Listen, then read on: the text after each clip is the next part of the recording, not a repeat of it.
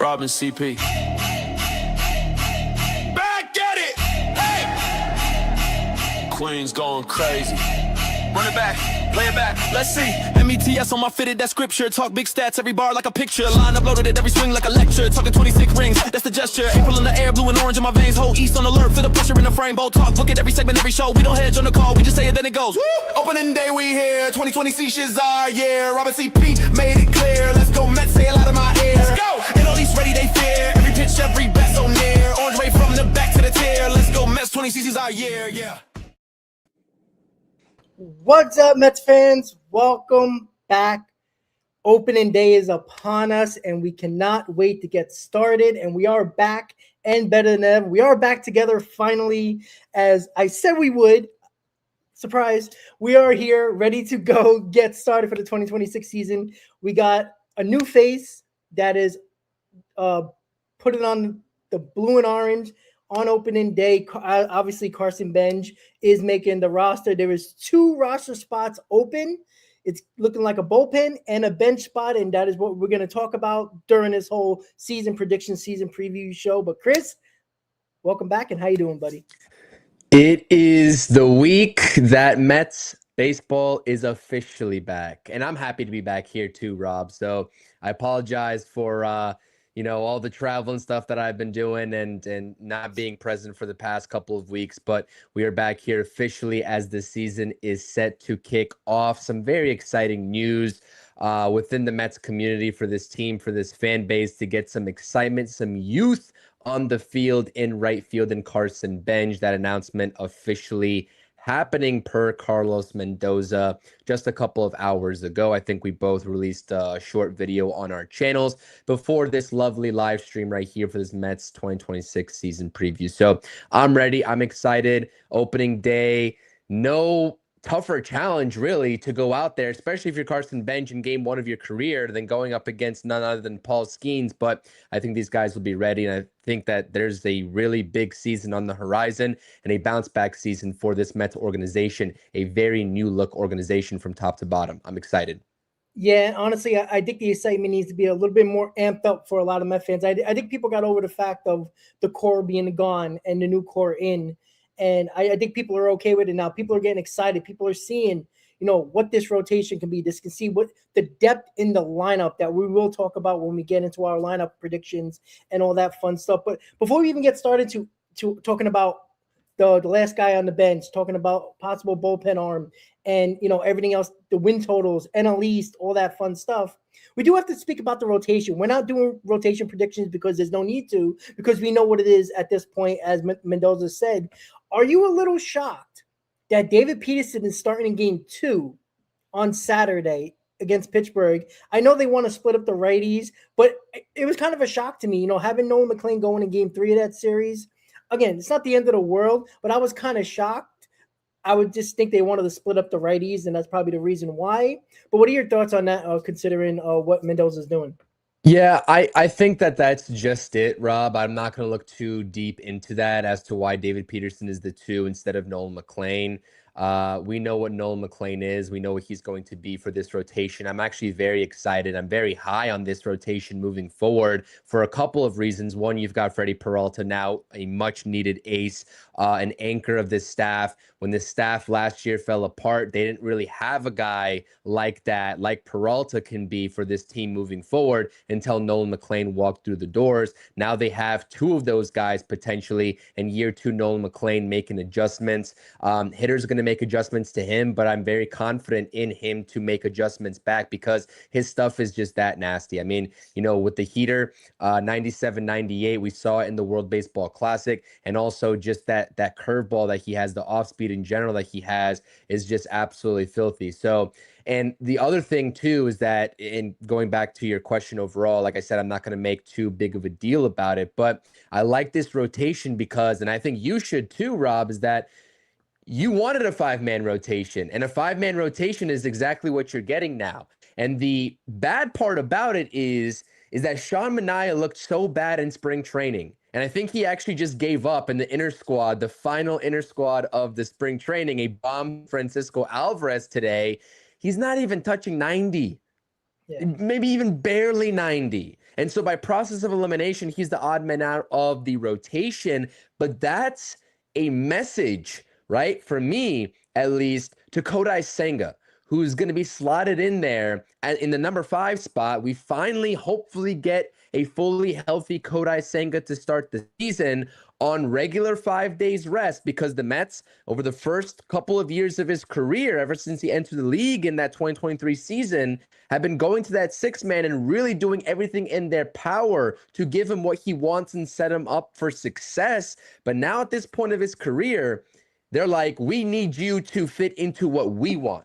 And I like that in what's going on in the decision-making from the top, and David Stearns and Carlos Mendoza setting that 5-man rotation as a precedent for Kodai Senga, and having Sean Manaea as the quote-unquote piggyback to some of these games. Now, I know Sean Manaea is probably not happy about it, and hopefully that lights a fire up underneath him to get back into the mix of that rotation, but this is absolutely the correct move, and I'm excited for it. So I think for multiple reasons, we have to be excited for this rotation.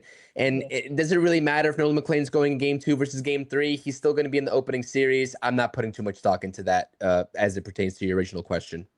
Yeah, and what have we always talked about for a couple of years now? We talked about guys earning their jobs, earning those positions, earning those spots in the rotation, in the lineup, in the bullpen, right? I'm sick and tired of giving guys, spots that they don't deserve, regardless of what their name is. Obviously the big stars are going to get their regardless of what they do during spring training.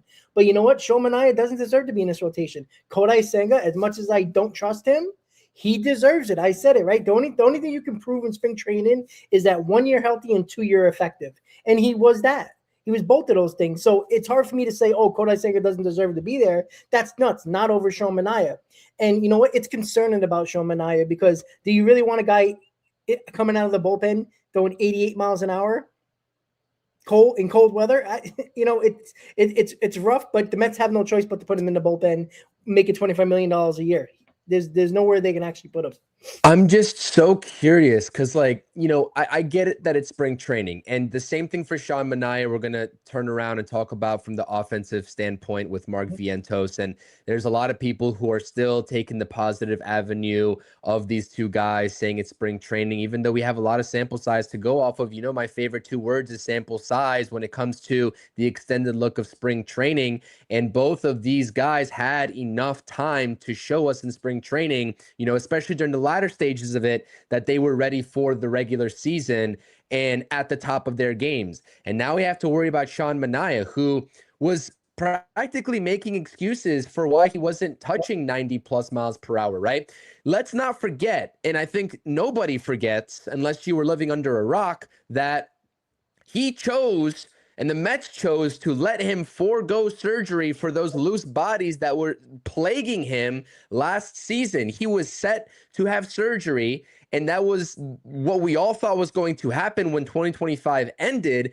And it turns out that, we got an announcement at some point this offseason that they said, nope, he's just going to go ahead, let it heal naturally. And now we're here. He's not even touching 90. Now he's saying that the adrenaline isn't there in spring training. Once he gets that adrenaline in the regular season, he's going to, that is the worst thing that you can try to sell this fan base on. This fan base is passionate. They're not dumb. And I think we're not dumb in calling this out. It's just a bad look. And it doesn't give me a really good feeling whatsoever, because like you said, velocity at the end of the day does matter. If a guy's losing 4 miles per hour differential in a season and a half, yeah, that's a big concern. So I don't know what to expect. He's been getting hit hard. And I don't really know. I don't really know what type of bounce back he's going to have. Now, can he go out there and, in his first couple of appearances, get back to 92, 93? It might be a stretch, but he could definitely do it. I'm not saying he's going to do it in his first appearance, but maybe appearance number 3, 4, 5, and get back to that way.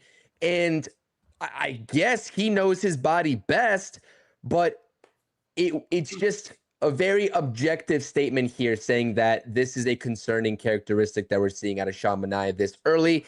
And we thought he was going to be a big part of this rotation. Now he's going to be that long man out of the bullpen, and we'll see what he does, Rob. But I just don't like the process of how this all played out. foregoing the surgery, and now we're sitting here making excuses about a lack of adrenaline.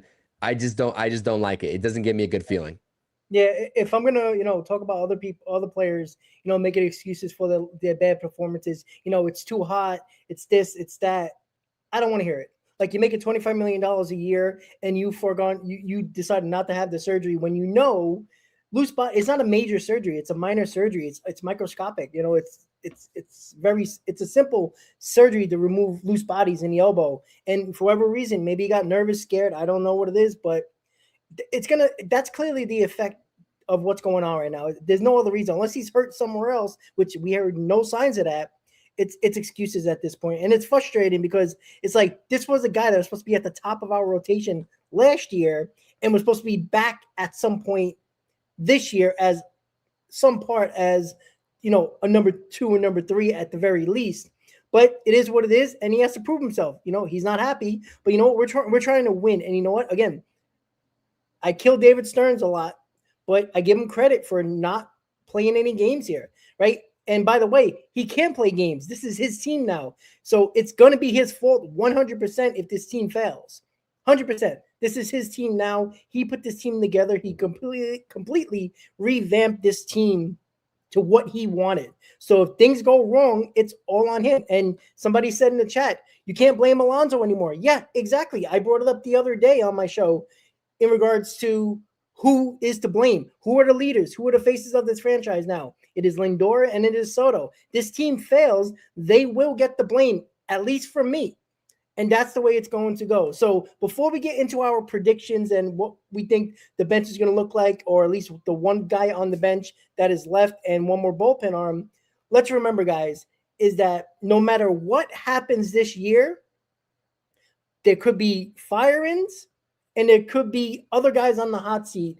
And as we talked about during the hot stove, even though this is a newly vamped roster, it can look a lot different next year with the possibility of opt-outs and free agents and all that fun stuff. But right now, it's the beginning of hope. It's the beginning of what we hope is going to happen with this team. This team is talented enough, Chris, and it's obvious, right? When we were making these signings, we were making some trades, still people were not as excited, but as we gotten closer and closer to opening day and we've seen, the talent of Carson Bench, we're seeing Peralta, Nolan McLean at the rotation and pitching, we're like, oh, this isn't so bad after all. And we look at the possibility of a lineup that can be so deep that this team probably hasn't had in years. It is exciting to be a Mets fan right now. And again, opening day brings excitement, of course, but at the end of the day, this team looks good on paper, and that's not the end all be all. But right now, we got through spring training mostly healthy, and that's something that usually doesn't happen. And that's a great sign for Kodai Senga. That's a great sign for anybody else that we had injury concerns about, even Francisco Alvarez, Chris. So any final thoughts before we get into our predictions? No, like you said, I do think that this team is talented. We'll see what happens because like Explosive is saying right here in the chat, this is a half season by half season basis that we judge this team off of what we can before the season when we're giving these predictions on paper, right? If you told me that the Mets were losing Pete Alonso, Brandon Nimmo, Edwin Diaz, etc., I would have told you this roster is probably going to look like crap. And I like the way that David Stearns did pivot through the offseason to get all these guys in the doors. Yeah, a lot of these guys, we don't know what their future holds in Queens. Peralta's awaiting an extension. Bichette has the opt-outs, so on and so forth. Polanco's only on a 2-year deal. Williams is here for the short term, right? 3 years. So there's a lot of short-term happenings here, and this roster could still look different on paper next season. But I like going into this season, at least for the first half, going out there, replicating what the Mets did in the first half in 2025, because let's not forget that they were one of the top teams in baseball in the first half before that second half collapse, and then going out there and doing what it takes to get the proper talent. That's going to be the question. You're going to have the question. I will have the question, given how the deadlines have played out under David Stearns the past couple of seasons. But it's about getting off to a good start. That's really what it's about, especially for a team that we all know had clubhouse issues. How are these new guys going to gel together? And we're going to see that immediately. And it's good vibes right now, but how does this team respond when they go through a rough patch? Because there will be rough patches. How do you not let that snowball like these previous Mets teams have let snowball? And that is also on the leaders of this team, like you said, Lindor and Soto. All eyes will be on them, especially with what the New York Post was trying to push out in that narrative between the two, butting heads, kind of different styles of leadership, etc.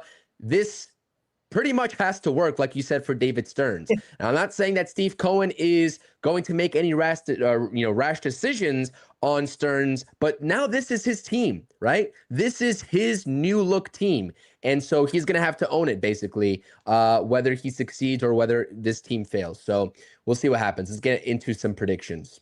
Yep. And, we're going to start with the bench because that is one spot left on the bench that I think the name has already been brought up. There's only a couple of guys that are, Jared Young, Bruhan, and Roitvet, the catcher, is the three guys that are coming up north with the team. The Mets aren't going to make a decision until probably the day before opening day or the day of opening day as a final roster spot. And we won't know that. But Chris, we're going to start with you with the bench, and we do have the same bench, but it's just an idea of what you're looking at here and what your predictions are for the bench. So, go ahead, buddy. Yeah, Tyrone Taylor, I mean, he had actually a really good spring training with his bat. I was very impressed with Tyrone Taylor. Like, this decision and the decision of the front office, it had to have been very difficult because, like, Carson Bench, I did have some doubts about Carson Bench, not the player, because I'm like, this guy should be on the team with what he's doing in spring training, but in the mind of David Stearns, whether he was going to, let one of the veterans start off and bring Carson Bench up and, the whole service time manipulation. We've seen it in the past, but they're like, you know what? This kid's ready. We don't care about the service time. He's going to go out there and get the job until further notice. So I like that. And that has pushed Tyrone Taylor out of the equation. And that's been something we've all been waiting on. As good as Tyrone Taylor is with his glove, we know that his bat mostly is lacking. He is not a starting outfielder on a championship caliber team. And he is a fourth outfielder. And that's exactly what he is going to be acting as to start this season, barring any injuries. So Tyrone Taylor, obviously, he can play any position. We'll see what happens in center field too with Robert Jr., but I like that tandem there to start the season. Mark Vientos, man. Mark Vientos. We said all off season, Rob, that Beatty, Vientos, with the addition of Polanco and, the emergence of Bichette via free agency, there was going to have to be something that gives via trade. And the Mets didn't make the move. No. And this wasn't even early in the offseason. We were saying this even as late as January. Mm-hmm. Early February, right before spring training started. And we're like, listen, if you guys like Brett Beatty, that's fine. He's coming off of a great season, the best of his career so far. Mark Vientos, we know he's coming off of a down year in 2025. We know what he produced in 2024 when he exploded onto the scene. We get it. But just from a roster construction standpoint, this really is not the best way to go about things. And they chose to ignore it. And they kept both of these guys, all of these guys in the infield. Now, I'm not saying that Mark Vientos is going to have another struggle-filled season because spring training doesn't have to be the defining factor of what we're going to get out of him in 2026, but it's not a good start. It is not a good start by any stretch of the imagination for a player that is positionless, essentially, until further notice if we ever see him this season at first base. Yeah, he looked good during drills, but what type of first baseman can we get out of him in game action, right? And, the power in spring training, lacking. I think he had a stretch of like 1 for, 30-something, 40-something. I don't know what it was, but it was bad across the World Baseball Classic and Mets spring training. And so that is the biggest question mark. As Sean Manaea is on the pitching side offensively, Mark Vientos is the biggest question mark. But because the Mets chose to forego the trade, now they're getting stuck with Mark Vientos here because they might still be exploring some late, trades to round out the offseason. Like I said, there's nothing really set in stone. It seems like they're really trying to, I guess, decide on that last bench spot. I don't think Mark Vientos is going anywhere. Who's going to want to take him for the price that the Mets want? So they're going to roll into the season with him. I think everybody knows that that's a foregone conclusion. And so we'll see what kind of contributions he makes. A lot of people are saying that he was going to be the Mets opening day DH. Well, Brett Beatty has essentially won that job. Either he's DHing or playing first base. His bat in spring training was undeniable. I'm really rooting for Mark Vientos, but I think that was a mistake on the Mets' part at this point, given what we've seen in spring training. Like I said, I don't want to let that define him because it shouldn't. He's still, I guess, young enough, but he's going to really have to bounce back with the bat. Torrens is going to be your backup catcher. I don't think the Mets are carrying 3 catchers. That's very self-explanatory. And then Brujan, I think that it is what it is. I mean, this is the 26th guy on the roster, basically, or 25th, however you want to call it. But he's a utility man. He's a veteran. He can play the outfield. He can play multiple infield spots. And I think that's what David Stearns values. And let's be honest, if Mike Tauchman didn't get hurt, that's probably Tauchman's spot, and they'd just carry 5 outfielders. That's what I think. I mean, maybe not, because Vientos, like I said, are you really counting him as an infielder on your bench? That's a little bit questionable, but I really do think Tauchman would have been on this team if he didn't go down with that meniscus tear. So a couple of other guys can be in the equation besides Brujan, but there's Jared Young that they're also kind of, sending up to New York to make that decision on. But I think Brujan is the guy, given the versatility. And it's just really one of those things where, are we really excited about this guy making the team? Probably not, but with the lack of other options, better options, that's what we're stuck with at this point until further notice. So maybe I'm rooting for a guy, one of the prospects to come up and take that spot eventually if they prove it in the minor leagues. Why am I blanking on his name? Reimer. Maybe a guy like AJ Ewing? Yeah, that's what I was doing too. Yeah. Yeah, maybe a guy like AJ Ewing, right? Who looked pretty decent with the tools that he possesses in spring training when we saw him. And I'm like, if he figures it out early in the season, maybe in that midway point to 3/4 of the season, somewhere there, if they are really lacking that spark off the bench, they can make that call up. But this is what we have to work with. We know David Stearns loves the veterans, and Brujan's probably that guy, if I had to imagine, make that guess. So that's your 4, bench pieces. Is it otherworldly? No. Is it solid? Sure. I think Tyrone Taylor and Torrens excite me the most. Mark Vientos, is he a midseason trade at the deadline to improve the bullpen? Maybe. You can make that argument too. We'll see. Everything is up in the air based off of what the Mets do in the first half, and then you get to start cooking if you're David Stearns at the trade deadline to make your team better.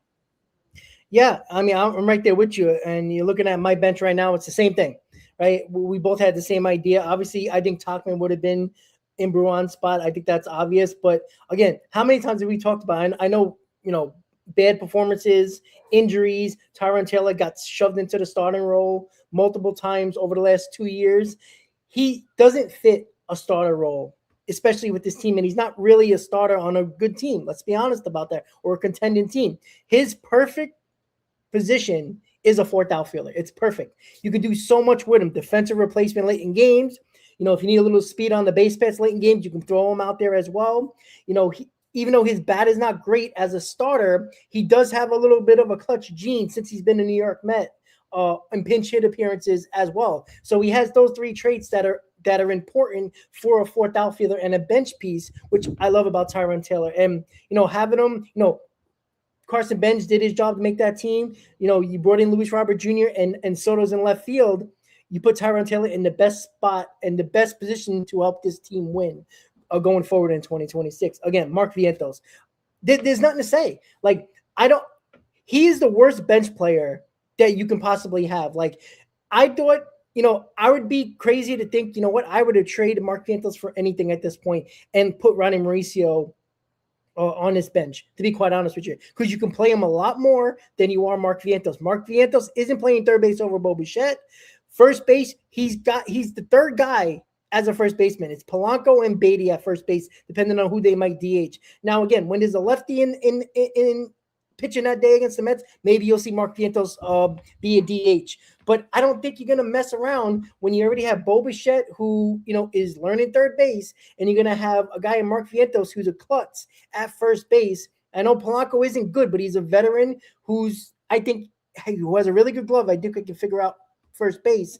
And Brett Beatty has shown that he's done well at first base during spring. So I don't know what you're going to get from Mark Vientos at all, right? I don't think he's good enough to be a bench player. I don't think his mindset is what we have or what we need him to be coming off the bench. Now, obviously, the allure and the possibility of his power being a crucial factor on this bench. But does anybody have confidence in coming in the eighth inning with a man on trying to win a ball game or get the go-ahead run? I don't. And it's unfortunate because, he got the chance last year and he lost it. And we seen when, everybody was, you got Mauricio, Acuna, Beatty, and Vientos, when he wasn't getting the playing time, he was lost. And even with that playing time, I still don't trust him because he's not a good fielder any way you put him.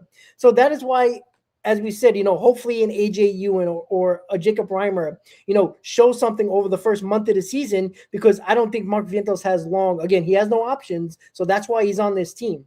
Again, he's the only one, in my opinion, that did not earn a spot on this team. He's only on this team because David Stearns always wants value from somebody, and he's not going to release Mark Vientos, as young and controllable as he is, and let him go elsewhere and possibly hurt us down the road, unless you're going to get something in return.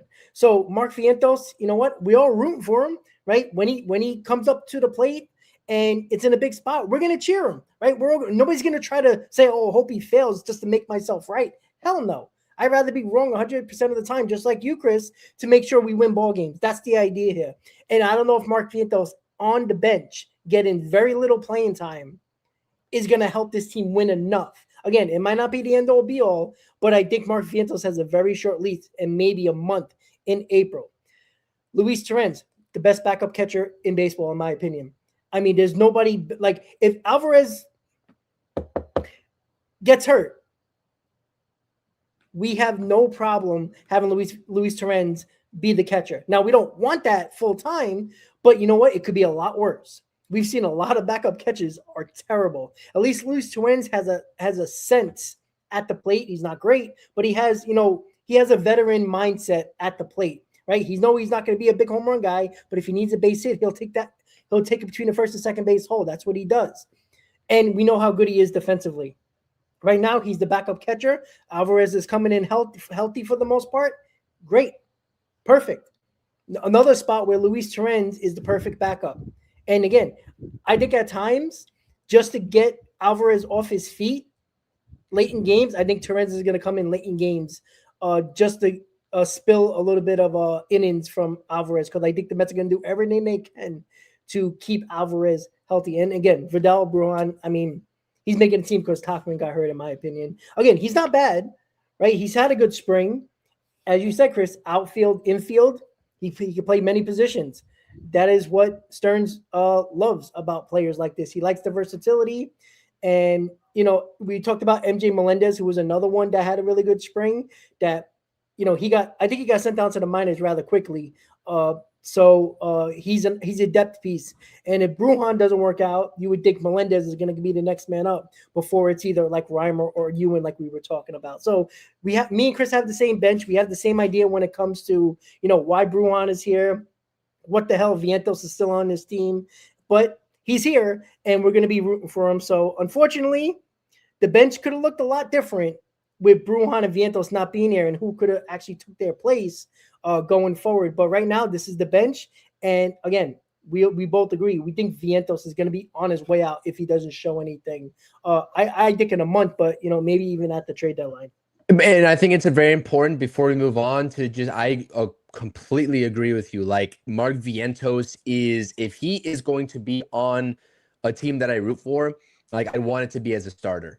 Like, that's when I know he's at the top of his game. He is not made for the bench. I don't think that he'd be taking competitive at-bats off the bench in the 8th inning. he just seems like he's a guy that needs the game to develop for him to carry over and carry that momentum, because I just don't think his bat will be quick enough off the bench. Guys come in there cold, right? We saw it a little bit with Ronnie Mauricio, and then he kind of started to figure out the role just a little bit. But even still, it's just not enough sample size for these young guys to go out there and carry that confidence in those huge situations. But at the end of the day, if Mark Vientos doesn't perform, I would assume that Ronnie Mauricio is the next guy that the Mets call up to take his spot. And at that point, you got to wonder what happens with Mark Vientos, because David Stearns is going to have to make a decision at some point. He's out of options. I mean, are you just going to settle on the value that another team is willing to, give up for Vientos, or what? It's a strange situation. And I agree with you with Brujan. If that doesn't work out, Melendez is the first guy you call. Melendez has sneaky pop. I like his bat off the bench a lot, to be honest, right? I like his bat off the bench a lot. I think that he could be a very key piece for this team moving forward, even if he's not on the opening day roster, which he's not going to be. And then after that, if you burn through, multiple options there, then you get into the conversation of Ewing, Reimer, etc., with the prospect talent coming up. But, bench could be better, could be worse. Bench guys for a reason. The starting lineup has to go ahead and provide. And I think that Torrens is probably the most important bench player given the Alvarez history of injuries. And I think that that's going to be a very key piece for this Mets team moving forward offensively, is Alvarez staying healthy, because I think that there's something special brewing with his bat if he's able to go ahead and stay on the field. Yeah, and Mike brought it up in the chat about Ronnie Mauricio. Can play multiple positions, and we believe will have a good bat and has speed as well. The issue is the Mets want him to get at bats. They want him to develop more. Again, with the injury he had a couple of years ago, it kind of stunted his growth a little bit, and they want to get him at bats. So again, right now this is the bench. Again, like Chris said, it's not great, but it's more than doable to win ball games, right? If you're relying on your bench too much, that means there's a problem. That means there's a problem with the starting lineup, and that's what we're going to get to next. And, I'll start off with my lineup since Chris went first with the bench. So my lineup is different from Chris's. I show you that. But if it shows up. All right, there we go. So my lineup looks like this. Like Lindor leading off, Soto second, Bichette third, Polanco cleaning up. I put Simeon fifth just because I want to break up righty-lefty.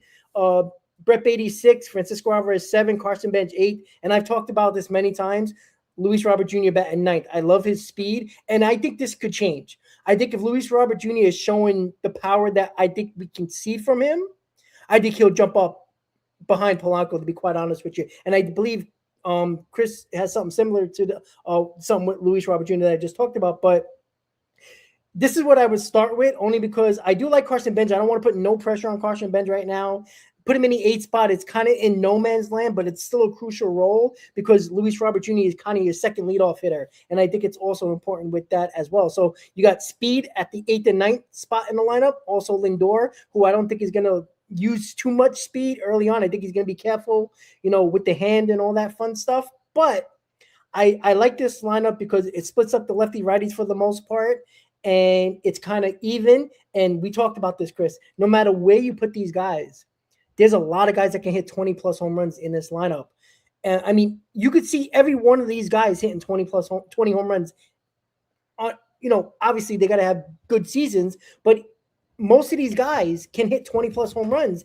And that is something that we did not even talk about last year. We talked about last year with a lineup that was so top-heavy that if they didn't do the job, the bottom of the order was going to be in trouble. And it ended up being the case. Right now, no matter what position you put most of these guys in, it's so much deeper. And I think it's going to be hard to get through a lineup like this. Now, obviously, Simeon has to bounce back. Luis Robert has to wake up. Things have to happen. Alvarez has got to bounce back. But Bichette, Soto, Lindor, Polanco, and honestly, Brett Beatty, I think are all going to be fine. I think they're going to do what they're supposed to do. Guys like Carson Bench, we don't know what he's going to do at the big league level. We have to wait and see. Again, Robert Jr. is still a question mark. Alvarez is a question mark. And Simeon is a question mark, but I think these guys are new, change of scenery. Some of them, healthy. I think it's a huge difference what we're seeing in this lineup. And I think that's why people are getting more excited. At least me and Chris are getting excited because, again, when you see our win totals, you'll see why we're excited. The lineup is so much better than last year. Plus, you have a better rotation at the top. Huge difference. And I think it's going to make a tremendous difference in low-scoring games, close games, something that we lost a lot last year. We couldn't win low-scoring games to save our lives. It can change this year. And I think close games, the lineup is just too dangerous all around. It's more even. And again, it's not about, oh, where's all the massive power? You don't have to fall in love with the power. Too many people fall in love with the power and think it's the end all be all. We won 83 games last year by hitting a ton of home runs, and it did not matter at all. So there's other aspects to the game that people just forget and just fall in love with the power. But when you know, how are you going to replace that power? With more guys in the lineup hitting 20 home runs. Huge difference, Chris. And, you know, this is my lineup. What do you think about my lineup right now? I don't think I have that much faith in Marcus Semien, to be honest. And that's reflective of my lineup. That would be the only complaint that I would have about that. Because I think top 3 are solidified. Top 4 are solidified. Brett Beatty has the ability to also, I know that lefty there, he can move into that 5th spot behind Polanco.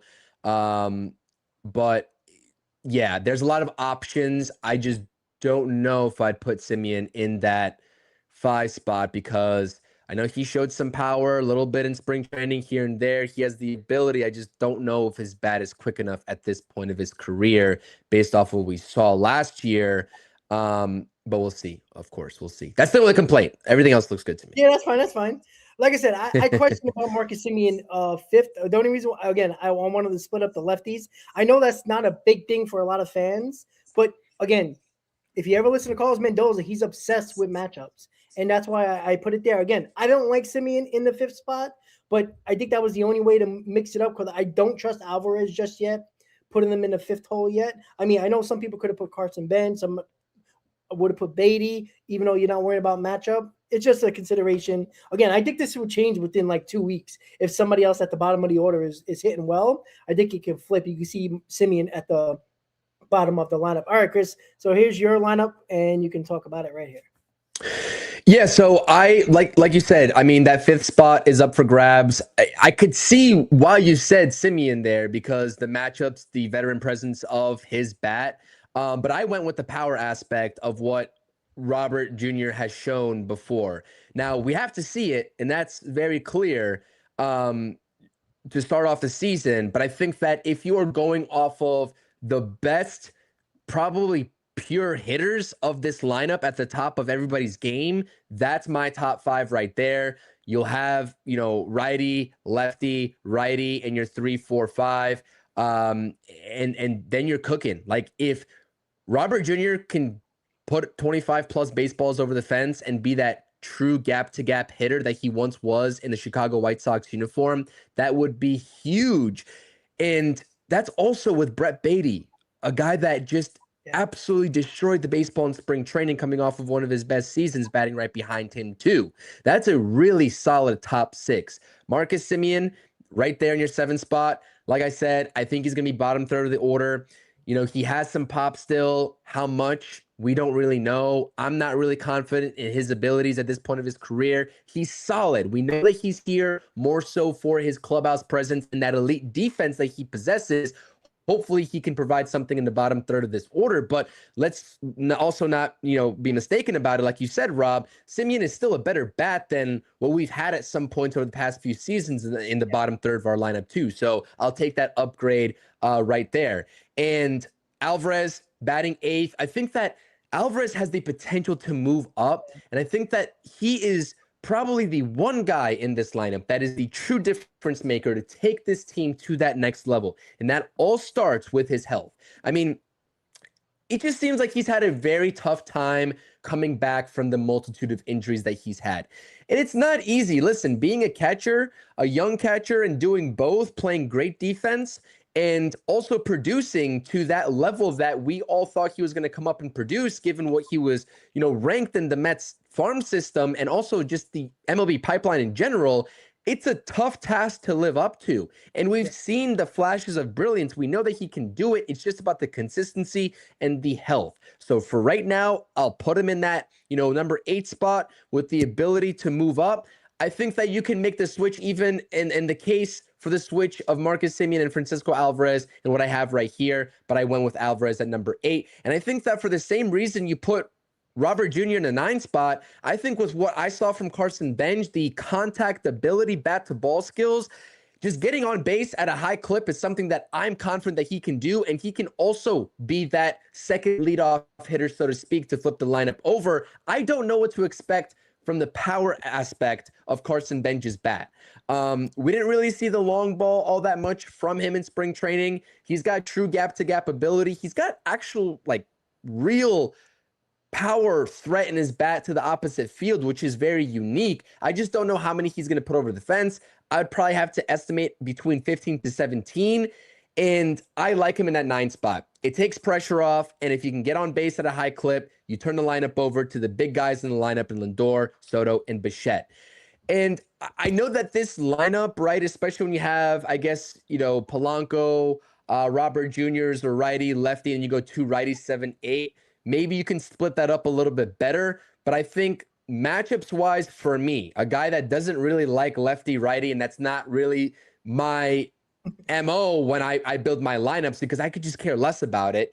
Guys are going to hit regardless if it's lefty-righty. I know that there's some guys that have historically good splits and it's a pattern with them, but other guys, they have good reverse splits too, and that's something that I have to take into consideration as well. So I like this lineup right here. Carson Bench is going to have a very bright future in a Mets uniform. But the thing that I want to leave you all with in this lineup, it's not about the order, because the order at the end of the day, I could care less about too. These guys, 1 through 9, have the talent. Bichette and Polanco, the difference between the lineup last year and the lineup this year is right there in the 3-4 spot. Bichette and Polanco, 2 of the best hitters in all of baseball last year with runners in scoring position. So like you said, power is great. This lineup, top to bottom, 1 through 9, has the ability, every single name, it's probably not going to happen, probably realistically, but they can all, and they have done so before, hit 20-plus home runs at some point in their career. Yeah. We don't need that per se. Soto's going to get his. He's going to hit 30-plus. I would have to guess Lindor's probably going to hit 30-plus.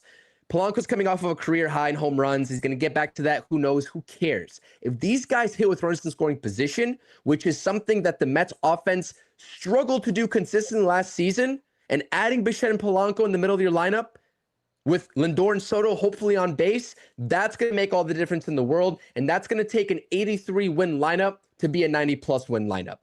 Yep. And that's what I like. And that's the most underrated thing. Bichette was the biggest name, but for all the wrong reasons, right? A lot of people talk about, hits leader in the American League, multiple seasons, whatever.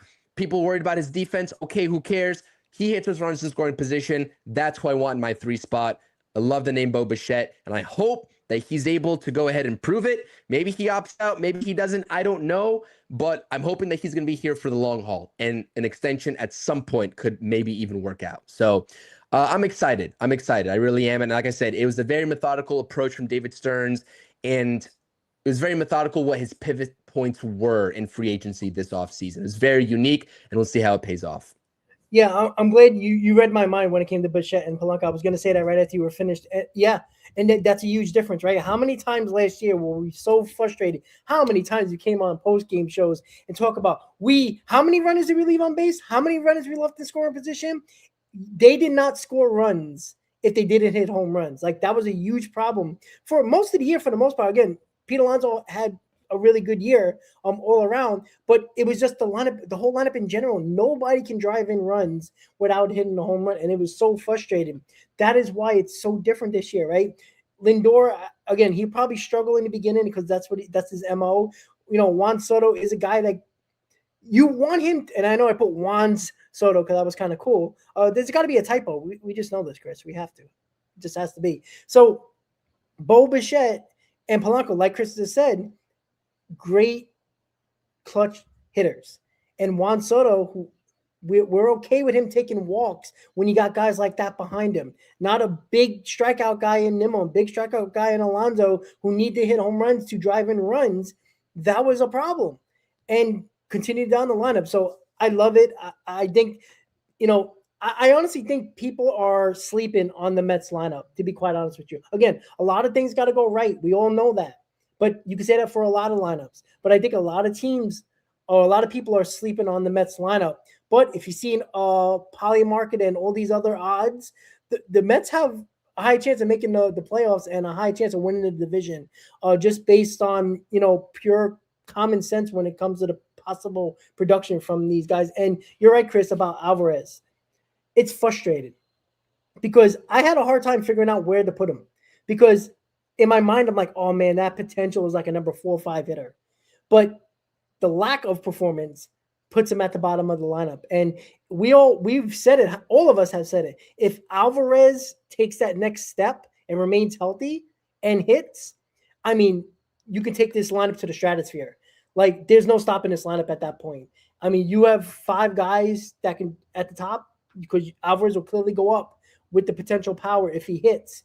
It's frustrating at this point, but got to keep him healthy. Why, as we talked about with the bench, why Luis Torrens is so important to this team, because you don't have to play Alvarez as much as you might need to early on in the season. I can see Luis Torrens playing 3 days a week, to be quite honest, just to keep Alvarez healthy. Maybe Alvarez DH from time to time, but get the bat in the lineup, but also not have him behind the plate and protect the legs and just protect him getting beat up. So I think Alvarez overall, even if he remains healthy, he's going to play less games because Luis Torrens is going to start more just to keep Alvarez healthy. I think the Mets are going to focus on that a lot.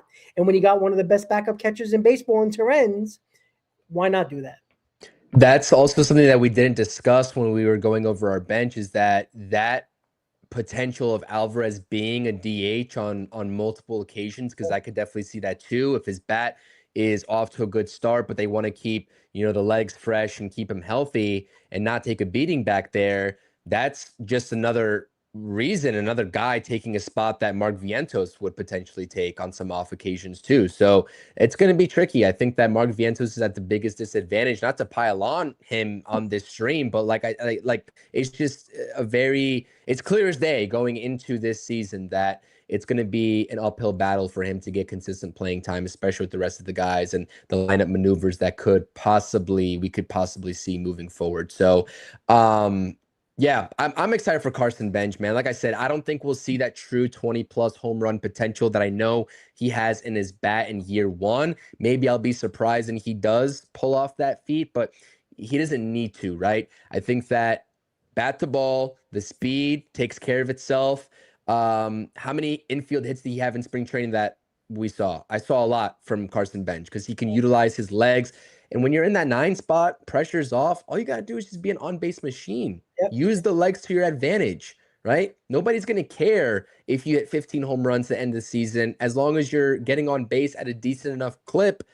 And if he's scoring runs, right? I know a lot of people don't like to look at runs scored as a metric for, offensive players, because we're looking at probably the superstars and we care about their numbers. But bottom of the order guys, if they have a lot of runs scored in the season, that probably means they're getting on base for the guys at the top of the order. And that's what I want to see out of Carson Bench. So little bit of an old school thought there. Like I said, run scores is like an afterthought, I feel like, in today's day and age. But it's a true barometer of the OBP and getting on for your Lindors, Sotos, and Bichettes of the world. So I like it, man. This could be a very boom or bust lineup. I'm not going to lie. If things don't go the Mets' way, if Robert Jr. doesn't have a resurgence, right? If Alvarez does battle injuries again, and this is me being objective. This is not to scare anybody, because I think we're both high on this team. We'll see in our win totals here in just a second. Of course, how can you not be high when it's the start of the season for the New York Mets? And if you're a Mets fan, this is a story as old as time. But, just as there is a lot of boom potential here, there's a lot of bust potential, right? Robert Jr., is he going to get back to what he was in a White Sox uniform? Marcus Semion's only getting older. What is he going to do with his bat? Alvarez, is he going to stay healthy? Bench, is he going to live up to expectations as we all think he's going to? So all these are question marks. And is Lindor going to get off to a hot start for one time in his career?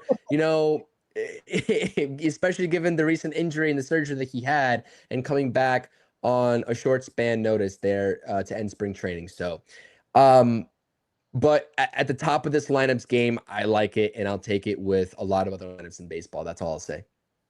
Yeah, exactly. So again, I think we're both high in this lineup. The potential is probably, higher than we can even expect if things work out. And again, if everybody steps up and plays to their potential, it can make a huge difference. And maybe that's kind of unlikely, but you never know, right? Maybe we hit lightning in a bottle here, and David Stearns actually knows what he's doing, and I can look like a fool when it comes to David Stearns. And listen, I'd be happy to look like a fool. We need to win ball games. And speaking of winning ball games, I said in the chat, give us your win totals. There was a couple of 94s, 95s, 89s, and stuff like that. And Chris, we're gonna start with you. You're higher than me, but that's okay. Again, it's not negative. It's just for your fact, just to bring up everybody, because I know everybody's like, oh, Ron's gonna say 75 wins or anything like that. But no, Chris, win total. Talk about it, and then obviously, last but not least, after the win total, is talk about the NL East and their standing. So here you go, Chris. Your win total for 2026 is 94. I'm aiming big, man. I am. I like this team. Like I said, I was very interested to see how David Stearns was going to pivot. Now, obviously, what we have to work off of is spring training and this roster on paper in general. But like I said, especially with that 3-4 combo there and getting that true ace where this team faltered, they didn't have that anchor in the rotation to stop the bleeding. And Kodai Senga, as much as we kind of crapped on him in the beginning of this offseason because we were pissed off with how last season ended for him, not even appearing after going down in Florida, complaining of the heat, whatever, not coming back in that Miami Marlins series, whatever.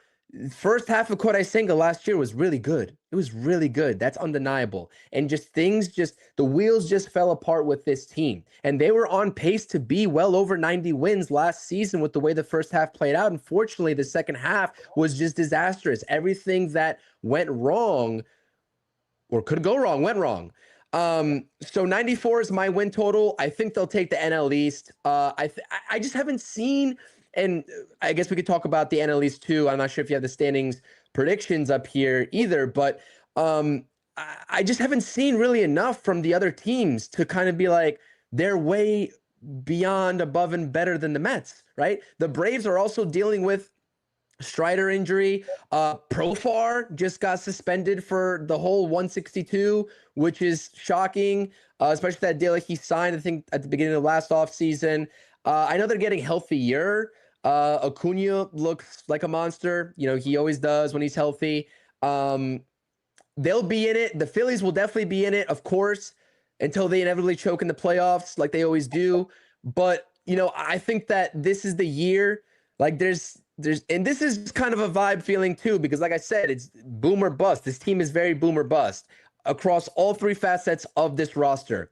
But I think that with really the roster turnover and Alonso's out of the equation, Nemo's out of the equation, it doesn't seem like there's a competition for who's the leader in the clubhouse anymore. I don't foresee any clubhouse issues. I think this is a clean slate. I think everybody that's entered this organization with Bichette and Polanco, it seems like they're having a good time in spring training.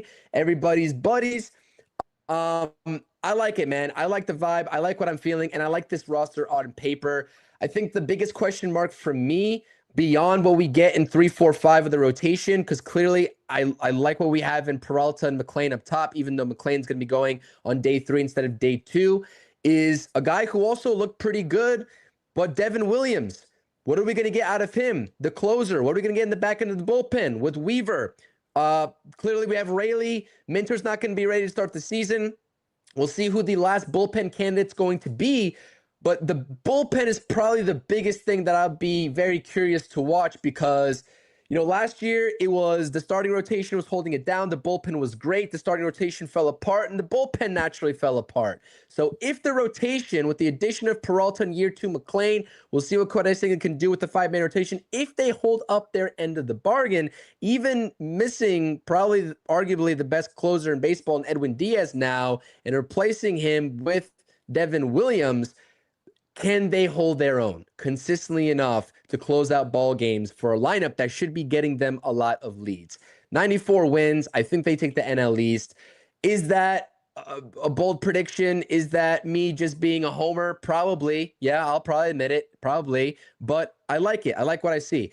And I'm not going to discredit the Braves and the Phillies and what they have to offer this year. I'm not going to do it because I think that it's going to be a tight race until the very end. So I'll have the Phillies finishing second, 92-70. Braves third right there.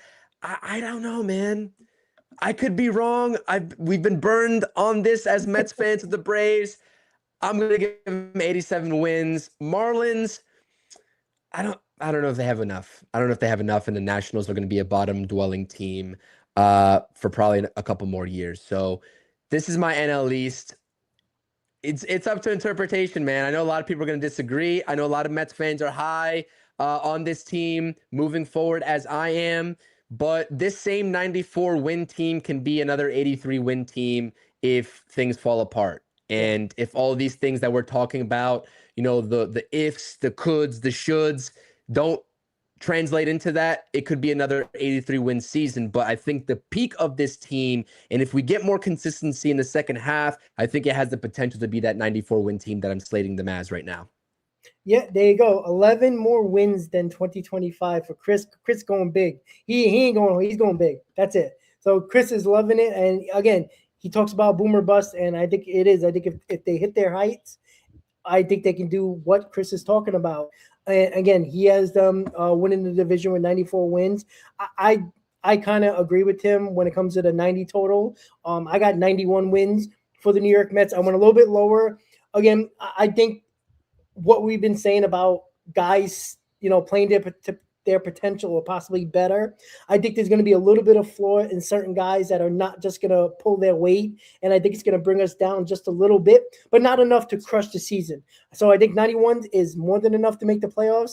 I think this division is – people are giving way too much credit to the Braves or way too much, hype to the Braves and the Phillies. I said this for a couple of years, and I'm on record saying this.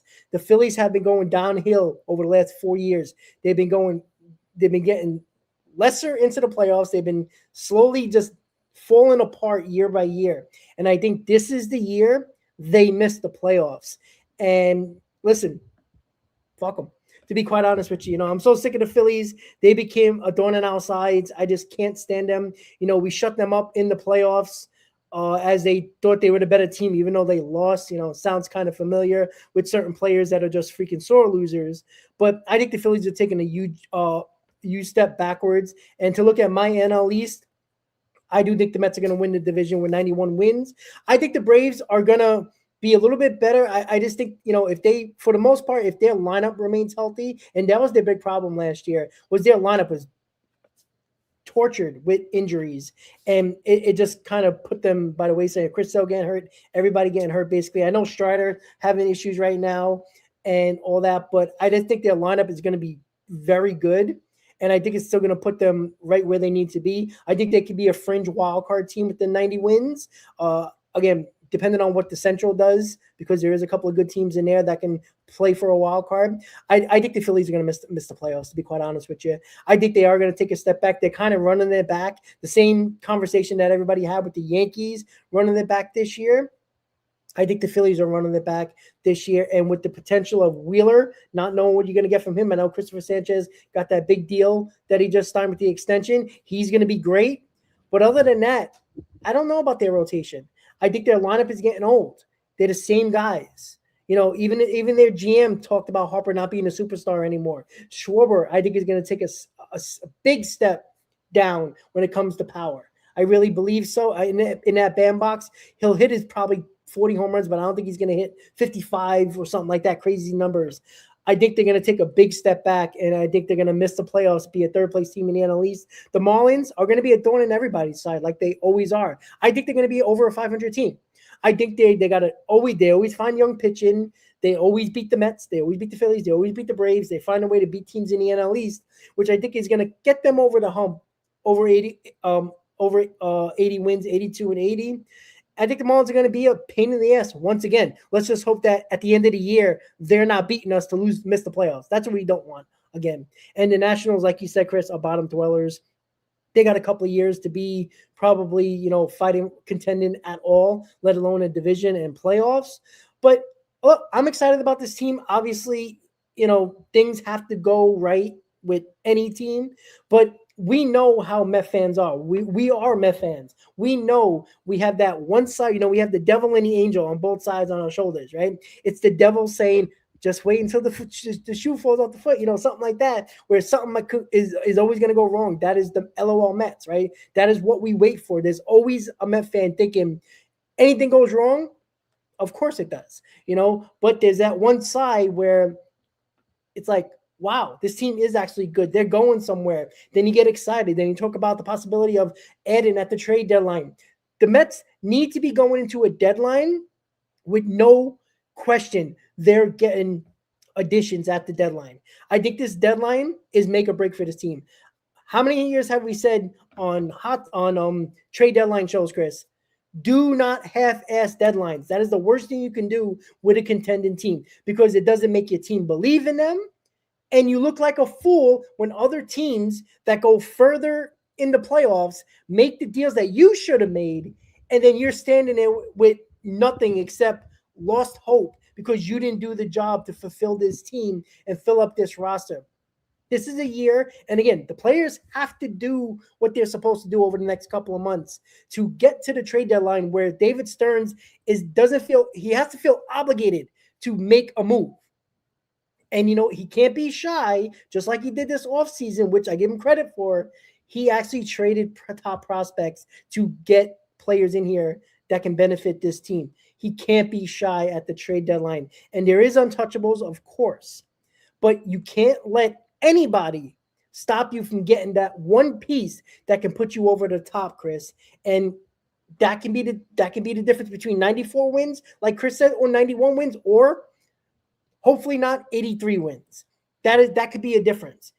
And that is where we are right now. And I know a lot of people are giving a lot of different win totals as my comments just froze. And I was trying to look at the win totals, but I seen a lot of people positive. There's nobody that's saying, 75 wins. So I think the positivity is going all around, Chris. So what do you think about my analyst and, just anything you need to say in the broad terms of to start the season? Yeah, the Braves, like I said, it's one of those things where the health has been a question mark there. I mean, Schwellenbach too. I'm not really sure if he's going to be ready. I'm not sure what he went down with, but he missed a chunk of last season for them, if I'm not mistaken, too. I agree with you about the Phillies, though, right?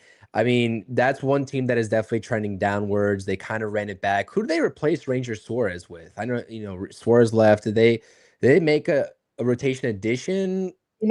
I think they did. I don't think it was anybody spectacular, but I could be wrong. Like I totally just didn't care with them. Like you characterized it, it's the Yankees of the NL. They're running it back. I don't think that's a good strategy for either of those clubs. The Yankees, I guess, are getting their main starters back, and that's kind of like the reasoning for why they decided to run it back overall. But it's just not a sound strategy. I'm happy the Mets didn't choose to go down that path. They could have, and David Stern said, hell no, we're not doing that. And I'm happy because I think the Mets will be better for it, not only this season, but also in future seasons as well. So I think that, I don't care what happens in 2, 3, 4, 5. I don't care. As long as the Mets are on top. I don't need the wild card. Keep the wild card. I want the NL East division. Yep. Please. It is what it is at this point. 94 versus 91, whatever gets it done for me. I like what we have going on right now. Some of the depth within this system, not the farm system, but maybe more so of like the veteran depth in the minor leagues, maybe is a little bit shaky, right? We talked about Melendez before. I guess you have some bullpen veterans that are waiting. Kind of surprised that Kimbrel wasn't really like in the equation too, although he didn't really show me all that much in spring training, but it is what it is. I'm waiting for AJ Minter to get back, get off to a good start, and go out there and beat up on the good pitching. I think that this lineup has the ability to do so, and all eyes are on a few guys for me. But I think one is definitely Francisco Alvarez. That's one guy that I will definitely be watching on both sides of the baseball, defensively behind the plate as a battery unit, and also offensively trying to get to that strong point in his career and really take off. So that's it. I'm optimistic. We always are optimistic until something goes wrong, like you said, Rob, but let's not have that happen. And if it does happen, let's bounce back before it snowballs, just like it did last year. Yep. So let's go Mets. That's all I got. It was a fun stream. Good to be back. And opening day is just around the corner. Yeah, and with the one other bullpen position that's available, I think Lovelady is gonna make the bullpen. Of course, he can't ever go away. David Stearns loves him. Like, how many times have we released him and brought him back? Like 5 times over the last year. So I think that's going to be the case. I don't think it's going to be long term, but I think it's just going to be the extra lefty just in case of anything. You got to eat up some innings, and again, wait for Minter to be back. Who I think could be back probably. I don't know what they haven't really gave a timetable, but I'm thinking about May, because even when I went to spring training, he was throwing hard in his bullpen sessions on the backfield. Like, he was really, I took a picture of him. He was shirtless, but he was throwing hard. Like, he was throwing a bullpen. Like, so he's been ramping up. So I wouldn't be shocked if you see him in May. I think they just want to get more innings out of him, just to make sure, he can get through a couple of games in a row without getting injured. And Minter would be huge. We know how much a pickup it was last year, and he got hurt. I think it was a big detriment to the bullpen last year. What happened? And speaking of the Phillies, we forgot about Jesus Luzardo. That's the guy that they extended. And Aaron Nola. So they got a really good top 3 with Christopher Sanchez. Obviously, Zach Wheeler is still out. If Zach Wheeler comes back to form, now they're talking about really 4 really damn good pitchers that, in their rotation, and Taiwan Walker is their 5th. So, yeah, their pitching can keep them in a lot of ball games. But I think, again, that offense is going to take a huge hit, in my opinion. But overall, we are excited. We are positive with this team. 94 wins, Chris, 91 for me. And it's just a matter of people stepping up and doing their jobs. Too many times this team over the years did not do their job, right? They just did not do what they were supposed to do. And it's frustrating. Now we will see if this new revamped roster can do the job. A lot of high hopes, a big season. We got Paul Skeens, Freddie Peralta on opening day on Thursday. I will be in attendance. I'll be freezing, of course, because why would it be nice in New York on opening day? But that's okay. We will have a pregame show. I'll probably be doing it from my car. And we'll just do what we got to do with the pregame. Hopefully connection is good, because, we always got problems when we get some streams sometimes, but it's always fun, guys. So, Chris, great to be back. I can't wait to start the pregame and postgame shows with you. We got great intros, great intros for pregame and postgame. It's going to be a lot of fun, and hopefully we're having a winning season, because that makes it even more fun doing pre and postgame shows. So have a great night, guys. Let's go Mets, and we'll see you next time. Pregame show opening day, guys. Good night. Let's go Mets.